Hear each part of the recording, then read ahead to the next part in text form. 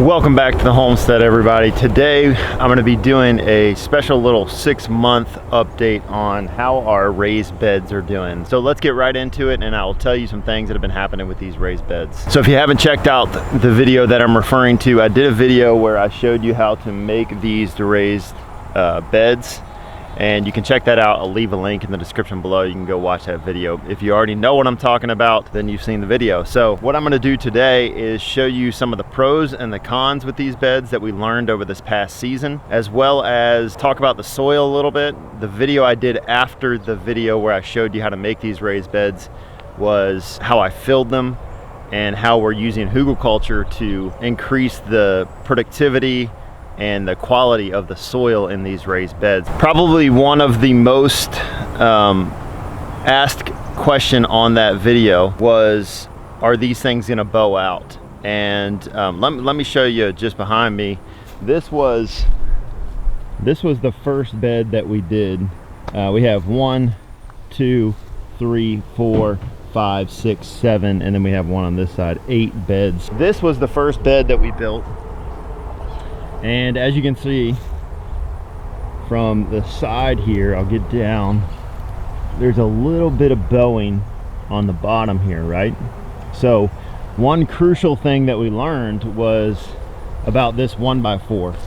This 1x4 is what holds the bed together. So if you don't have that 1x4 in there, you're gonna see a lot of bowing on both the top and the bottom. But what happened is, these two beds, this one and then the one behind me, are kind of sloped a little bit like this, so they get a little bit more bowing here on the bottom, as well as this one, as you can tell. But then when you get down here, these beds are perfectly fine. So my assumption there is that if you have any sort of harsh angle that you're setting your bed on, you really want to bolster the bottom. So tie the bottom together as well as the top. And I would tie the bottom together with some kind of conduit or some kind of metal so it doesn't rot out. And then the top, we're just using 1x4s. It's just super simple. And I'll tell you in what order we add that 1x4. But as you can see with the bed behind me is not as sloped. And we don't get any bowing on the edges or on the bottoms here. The tops are gonna be fine because of the 1x4 that ties them together. And then you can see down there, the rest of these look perfectly fine. So that's one thing that we learned. The other thing that's, you know, like I said, probably one of the most crucial parts that I miss in the video is that these things need to be tied together in the middle at the top with a 1x4. And there's a certain order you do that, because if you're using Hügelkultur with these beds, then the first thing that goes in is gonna be your logs, your branches, and then your wood chips. And so what we did was we left the 1x4 out so that we could get the longer branches and logs and stuff in. And then right before we add the soil, so the foot of soil that's on top, right before we add that, we tie the top together. And that prevents the bowing on the top, which is really crucial. We did these without tying the middle together. And what we had to do was we had to come back and use a ratchet strap and pull the tops together and then nail a 1x4 on top. So if you've done that and you experience a lot of bowing in your beds, you can come back, ratchet strap, pull them together, and then just tie them together with a 1x4. So that's probably one of the most asked questions on that video. How do you prevent bowing from these beds? And that's how we've done it. One of the other probably most popular comments on that video is your boards are gonna rot out. So we chose not to use treated 2x4s or treated lumber on our beds because we don't know what type of chemicals they're treated with, and we're growing our food in these things, and the last thing we want to do is have those chemicals leach into our beds. And I know there's been a lot of comments out there that, hey, they're not going to leach into your beds because they're covered by metal and all these other things. And as a principle overall, we just choose to not use treated lumber on our property where we grow our food. That's just something that we've decided that we're going to continue to do. You know, we built this greenhouse behind me. The greenhouse calls for treated lumber on the bottom. There's a big piece of lumber on the bottom of that greenhouse, a big piece of lumber on the top of that greenhouse, and we chose not to use treated lumber with that as well. So a lot of people said, you know what, you're gonna experience rotting on your 2x4s, and that's understandable. I understand where people are coming from when they say that. But I will say that this lumber's held up great. It's not buried in the ground, it's sitting on the ground. So I know we're gonna experience some rot on the very bottom edges, but overall this thing's tied together really well with lumber. So I highly doubt that within 4 years we're gonna experience any amount of rot that's gonna make the bed dilapidate or fall apart. Let me show you just some close up how this lumber looks. You know, obviously you can see here it's been hit by the sun for so long, it's just starting to come apart a little bit, but you know, no big deal. It's still holding together really well. There's no rot here. There's nothing even remotely looking like rot. All of the lumber still looks great. You know, this is 6 months in, like I said, and everything's holding up together very well. Even our 1x4s are really cheap. You know, 1x4s, these things are super cheap pine, and they hold together fine even though there's cracks in the edges. You know what, it's tying and holding the whole bed together, and it's still working. Worst case scenario, that ends up busting on the edges. We come back with a ratchet strap, tie that thing back together, nail a new one on. So like I said, it was totally our preference not to use treated lumber. We would do it again as we continue to finish these beds. We're not going to use treated lumber, but it's totally up to you. If you guys want to use treated lumber, go for it.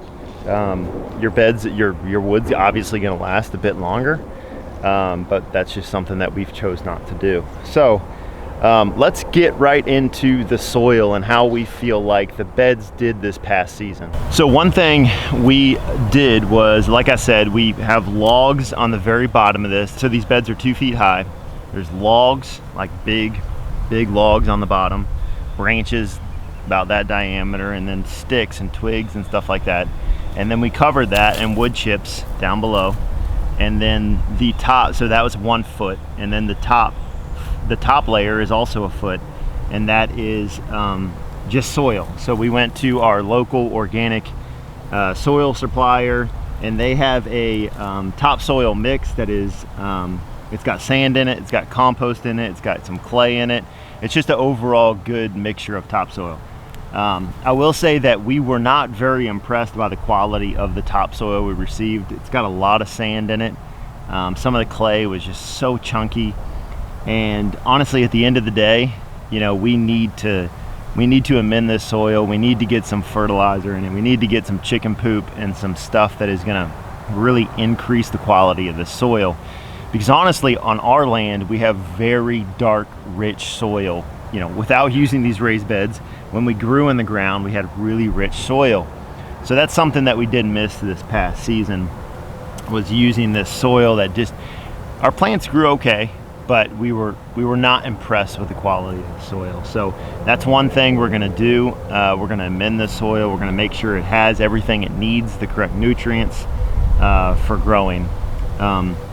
The other thing we did was we came back and we added some wood chips on top of the topsoil to give it a little bit of a covering. One thing that we noticed in the height of the summer here in the Midwest, it get, you know, when the temperatures are in the mid 90s to breaking 100 degrees, these beds get really hot.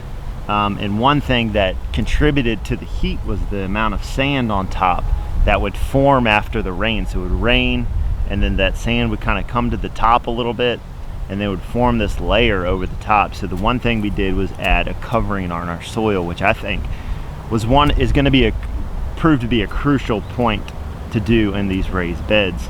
You can do that all sorts of ways. You can use wood chips like we did. You can use straw. Whatever you have to cover your soil is going to prove to aid in its production. Or another comment we got on the previous video that we did on making these beds was they're going to heat up too fast and they're just going to kill your plants in the middle of the summer. That is something that we didn't experience. They did heat up. The soil got hot, just like in the winter. It's going to get cold, but we didn't experience heat to the point where it was just killing or stunting the growth of our plants. One thing that I do need to do, and that I would highly recommend if you're going to build these beds, is have a consistent watering system. So we had to come out here every single day and hand water these beds. They do take a lot of water, especially with the topsoil mix that we got that had a lot of sand in it.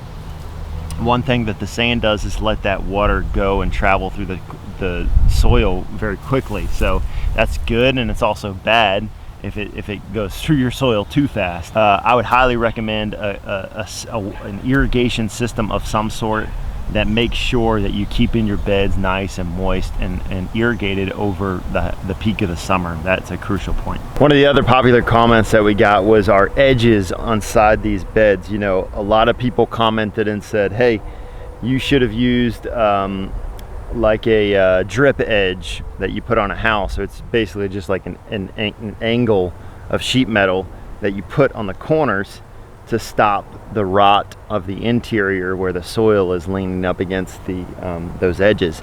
I will say I don't think that's going to prove to be a crucial part to the build of these beds. If you're building them now, sure, you want to spend the extra money. We were trying to do this very cost effectively, not a lot of steps, so that we could really get through them quickly, because we're building 21 of these beds.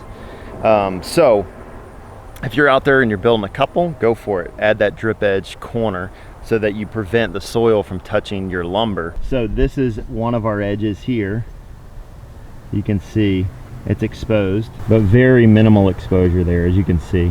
I'll do another one of these updates in another 6 months, and I'll let you guys know again, you know, how these beds are holding up. But I can't imagine that those corners are going to deteriorate that quickly with that little bit of exposure to the lumber. One great aspect to these beds that we didn't anticipate is trellising them is just super convenient. So we take these cattle panels that you can find at your local Tractor Supply.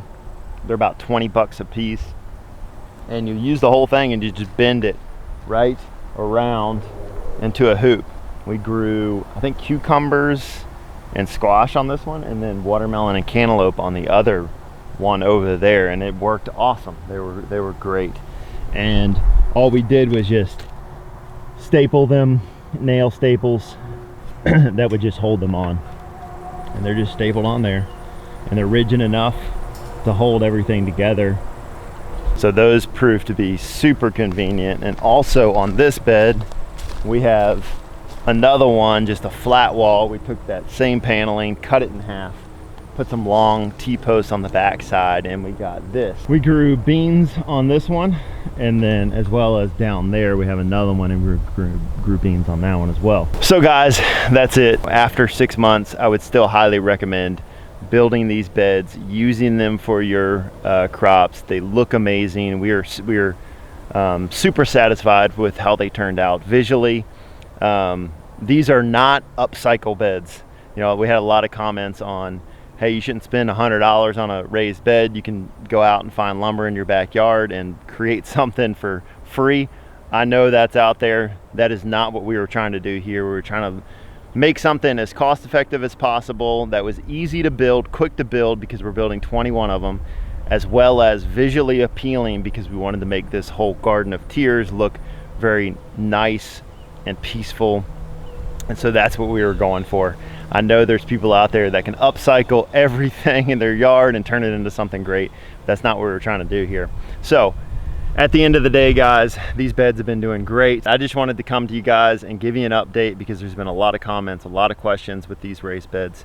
So go out and do it if you haven't done it already. Grow your own food, and I will see y'all in the next video. Thanks for watching.